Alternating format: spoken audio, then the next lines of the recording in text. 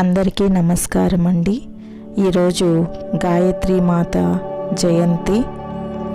గాయత్రీ మాత శ్లోకాన్ని ఒకసారి చెప్పుకొని గాయత్రీ మాత యొక్క వృత్తాంతాన్ని చెప్పుకుందాము.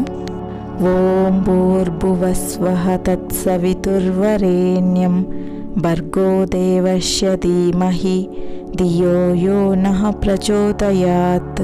పూర్వం ఒకప్పుడు అరుణుడు అనే బలవంతుడైన రాక్షసుడు ఉండేవాడు. అతడు దేవతలను ద్వేషించేవాడు. దేవలోకాన్ని పూర్తిగా జయించాలనే కోరికతో 10,000 సంవత్సరాలు గంగా తీరంలో నిరాహారగా దీక్షతో గాయత్రి జపపారాయణుడై తీవ్రమైన తపస్సు చేశాడు. తపోదీక్షలో ఉన్న అరుణుని శరీరము నుండి భయంకరమైన అగ్ని వెలువడింది. ఆ వేడికి లోకాలన్నీ తప్పించిపోయాయి. దేవతలు కలత చెంది బ్రహ్మదేవుణ్ణి శరణు వేడారు. బ్రహ్మదేవుడు అతనికి ప్రత్యక్షమై వరం కోరుకో అన్నాడు. అతడు తనకు మృత్యువు లేని జీవనం కావాలన్నాడు. ప్రకృతి ధర్మమైన మరణం లేకుండా వరం ఇవ్వడం అసాధ్యమని బ్రహ్మదేవుడు చెప్పాడు. మరేదైనా వరం కోరుకో అన్నాడు.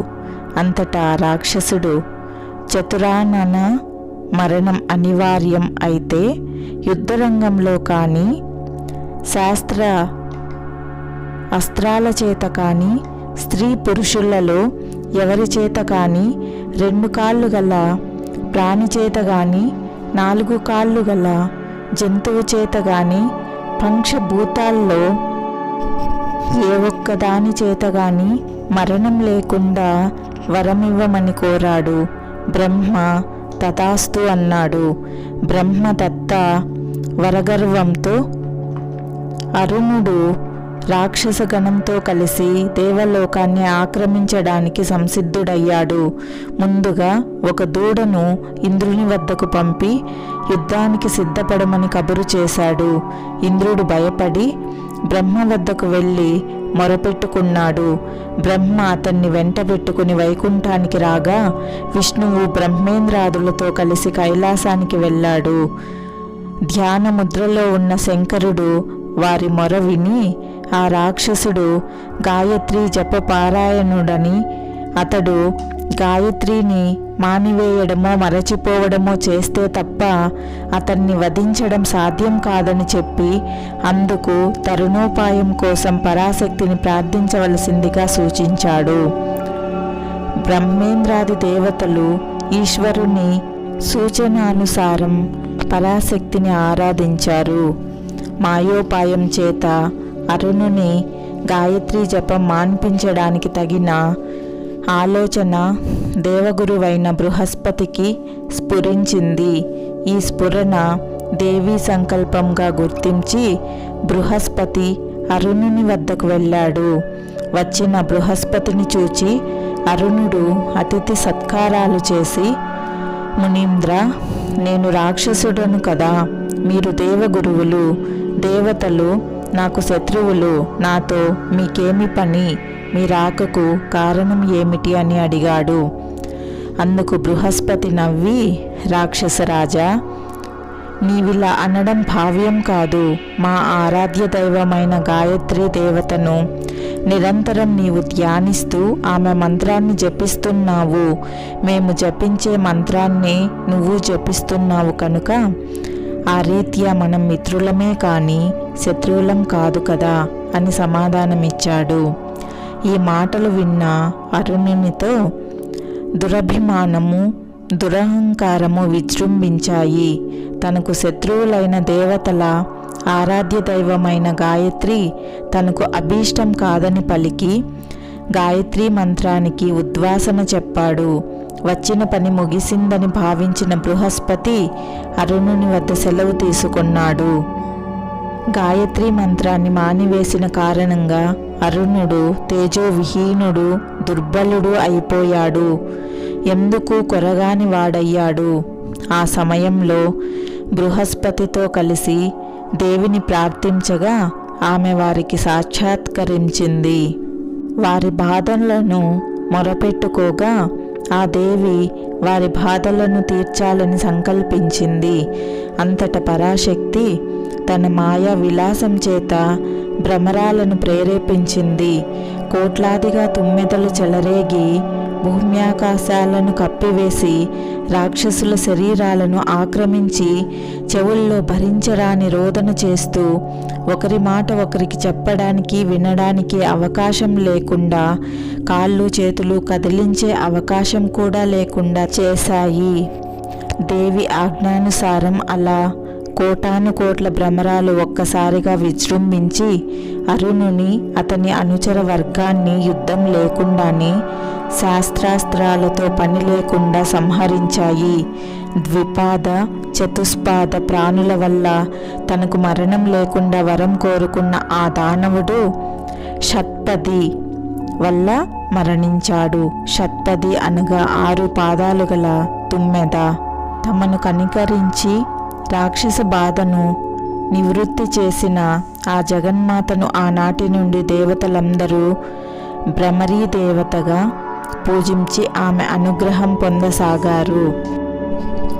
ఈ కథ చెప్పి వ్యాస మహర్షి గాయత్రి మంత్రజప ప్రభావాన్ని వివరించగా జన్మేజయుడు గాయత్రీ దేవతను గురించి ఇంకా వినాలనే జిజ్ఞాసను వ్యక్తం చేశాడు.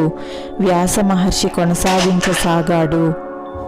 గాయత్రి పరాశక్తి స్వరూపము. ఆమెకు 5 ముఖములు.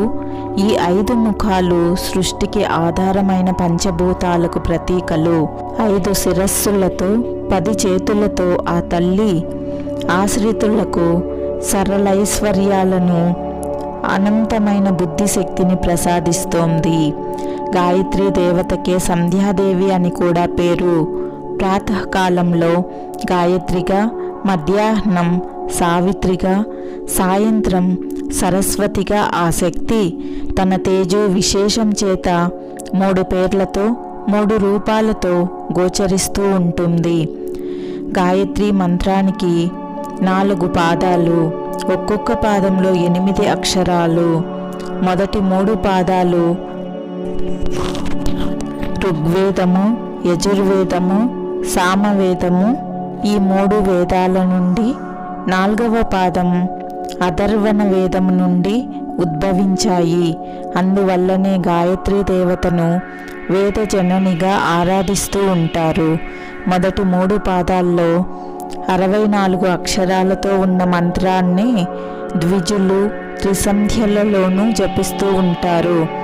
ఉదయ సంధ్య నక్షత్రాలు ఆకాశంలో కనిపిస్తుండగాను, మధ్యాహ్న సంధ్య సూర్యుడు ఆకాశ మధ్యలో ఉండగాను, సాయం సంధ్య సూర్యాస్తమయం కంటే ముందుగాను ఆచరించాలని పెద్దలు చెప్పారు.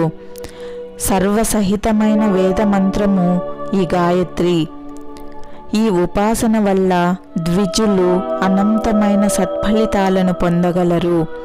ఈ మంత్రాన్ని దేవాలయంలో, యాగశాలల్లో, తులసి వృక్ష సమీపంలో, నదీ తీరాల్లో, పుణ్యక్షేత్రాల్లో జపించడం మరింత ఫలప్రదం. ద్విజులందరూ గాయత్రీ దేవతారాధనం చేసేవారే కనుక వారు వైష్ణవులైనా శైవులైనా ముందుగా అందరూ శాక్తేయులు.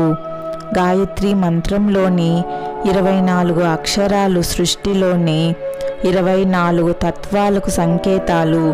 కర్మేంద్రియాలు 5: కాళ్ళు, చేతులు, వాక్కు, మల, మూత్రావయవాలు.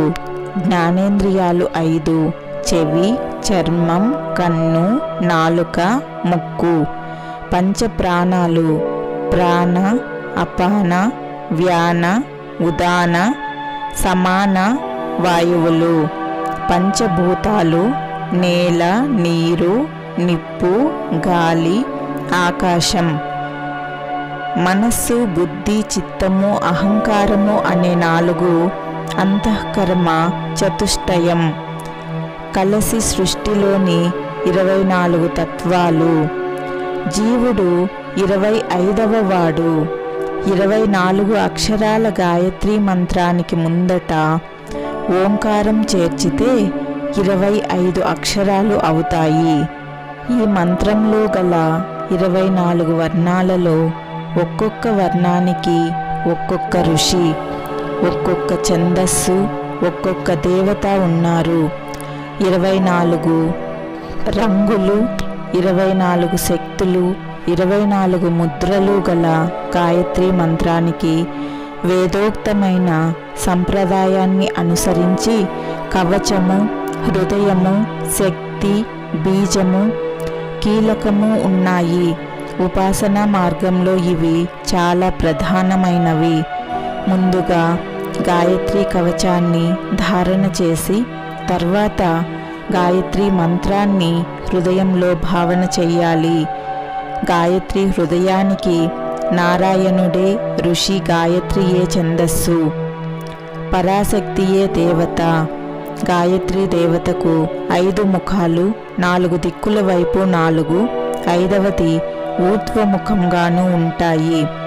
ఆమెకు 10 చేతులు, కుడి ఎడమల 2 చేతులలో 2 పద్మాలను, మిగిలిన 8 చేతులలో వరద, అభయ, అంకుశ, కళాది శక్తులను ధరించి ఉంటుంది. సాధకుడు ఇలా భావించి సుఖాసీనుడై దేవిని ఏకాగ్రతతో ధ్యానించాలి. ఓ జగన్మాత, నీవే ఆదిశక్తివి. అనంత రూపాలు ధరించి అంతటా వ్యాపించి భక్తులను అనుగ్రహించే దయాస్వరూపినివి. త్రిసంధ్యలకు దేవతవైన నీకు నమస్కారము. సావిత్రి, సరస్వతి, వైష్ణవి, రౌద్రి అనే పేర్లతో వ్యవహరింపబడే దేవతవు నీవే. మహర్షులు మిమ్ములను ప్రాతకాలంలో బాలగా, మధ్యాహ్నం యువతిగా, సాయంత్రం వృద్ధగా ధ్యానిస్తూ ఉంటారు. హంసవాహన అయిన బ్రాహ్మీ శక్తి, గరుడవాహన అయిన వైష్ణవీ శక్తి, వృషభవాహన అయిన సావిత్రి శక్తి నీవే. భూమిపై ఋగ్వేదాన్ని, అంతరిక్షంలో యజుస్సామ వేదాలను గానం చేస్తూ నిన్ను దేవతలు ఆరాధిస్తూ ఉంటారు. మర్త్యలోకంలో భాగీరథి, పాతాళంలో భోగవతి, స్వర్గంలో గంగా అనే పేర్లతో వ్యవహరింపబడేది నీవే. త్రిలోకవాసులను తరింపజేయడానికి నదీ రూపంలో ప్రవహించే దేవతవు నీవే. భూలోకంలో శోకభారాన్ని వహిస్తూ, భువర్లోకంలో సిద్ధివై, సత్యలోకంలో సత్యరూపిణివై నీవే ప్రవహిస్తూ ఉంటావు. ఉపాసకుని శరీరంలోని ఎడ, పింగళ, సుషుమ్నాది 10 ప్రాణనాడులు నీవే. ఇచ్చ, జ్ఞాన, క్రియాశక్తులు నీ రూపాలే. హృదయ పద్మంలో ప్రకాశించే ప్రాణశక్తివి నీవే. మూలాధారంలోని కుండలిని శక్తి నీ రూపమే అని సాధకులు ఆమెను ధ్యానిస్తూ ఉంటారు.